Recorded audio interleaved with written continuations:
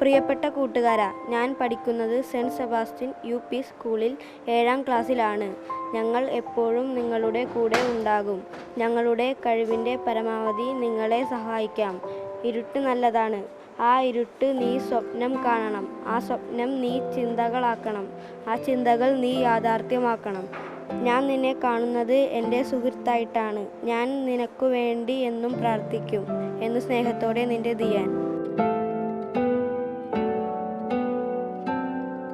വയനാട്ടിലെ ക്യാമ്പുകളിൽ കഴിയുന്ന കുട്ടികളെ ആശ്വസിപ്പിക്കുന്നതിനായാണ് ഈ കത്തെഴുത്ത്.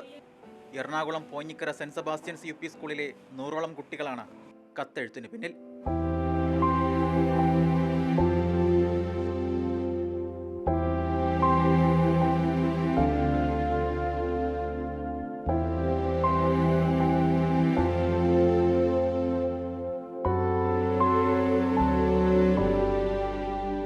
ഒരു കത്ത് എഴുതുന്നതിലൂടെ തന്നെ അവരുടെ ഈ നമ്മുടെ സമൂഹം ഇവരോടൊപ്പമാണ്, ഇവരുകൂടി അതിൽ സമൂഹത്തിൽ വലിയൊരു ഭാഗമാണെന്നുള്ളൊരു തിരിച്ചറിവ് നമ്മുടെ കുട്ടികൾക്ക് ഉണ്ടാകും.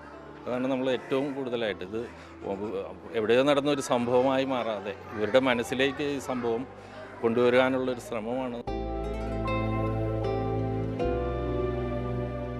കത്തിനൊപ്പം കുട്ടികൾ തന്നെ ശേഖരിച്ച് സ്കൂളിലെത്തിച്ച കളിപ്പാട്ടങ്ങളും വയനാട്ടിലേക്ക് അയക്കുന്നുണ്ട്.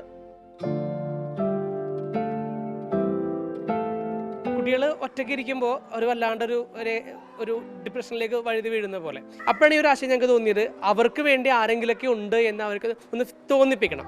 അപ്പോൾ ഒരു UP ക്ലാസ് പോലുള്ള കുട്ടികൾക്കും അല്ലാണ്ടുള്ള കുട്ടികൾക്ക് വേണ്ടിയിട്ട് നമ്മുടെ മക്കൾ ലോകത്ത് ഏതൊരു കോണിലിരിക്കുന്ന കൂട്ടുകാർ അവർക്ക് വേണ്ടി പ്രാർത്ഥിക്കുന്നുണ്ട്, അവരെ ഓർക്കുന്നുണ്ട് എന്നൊരു ധൈര്യം കൊടുക്കാനായിട്ട്, അവരുടെ ഒരു സ്നേഹത്തിൻ്റെയും ആശ്വാസത്തിൻ്റെയും ഒക്കെ ആ ഒരു കരുതൽ ഒരു അക്ഷരങ്ങളിലൂടെ എത്തിക്കുക എന്നുള്ളൊരു പ്ലാനാണ് ഞങ്ങൾക്കുള്ളത്.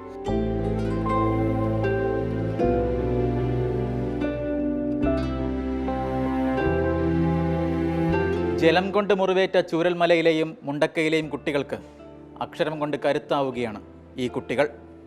എന്തിനേയും അതിജീവിക്കാവുന്ന കരുത്ത്. കൊച്ചിയിൽ നിന്ന് ക്യാമറമാൻ മനോജ് മടശ്ശേരിക്കൊപ്പം ഷിനോജ് ST, മാതൃഭൂമി ന്യൂസ്.